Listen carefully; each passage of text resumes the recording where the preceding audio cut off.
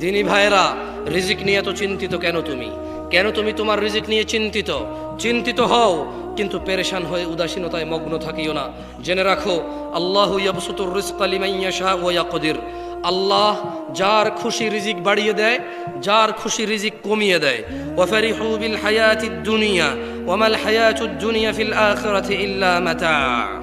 তারা পৃথিবীর জীবনের আনন্দে মেতে আছে, অথচ পৃথিবীর জীবনের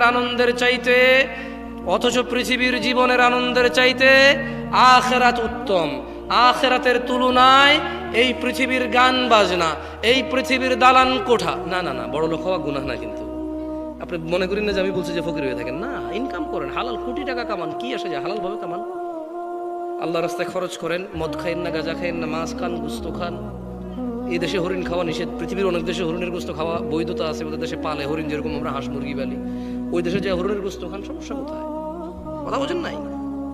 ছাগলের মতো তো হরিণ বোঝেন না? হরিণ ছাগলের মতো, হ্যাঁ, খান, টাকা আছে খান, বিদেশ যান, ঘোরেন, হরিণের গোস্ত খান, বিয়ে একটা দুটা তিনটা চারটা করেন, প্রেম করিয়েন না, জানা করিয়েন না, পতিতালয় যাইয়েন না, প্রতিবেশীর ইজ্জত নষ্ট করিয়েন না, পয়সাওয়ালা হন। কিন্তু শুনেন, ওয়াফারিহু বিল হায়াতিদ দুনিয়া ওয়া মাল হায়াতুদ দুনিয়া ফিল আখিরাতি ইল্লা মাতা।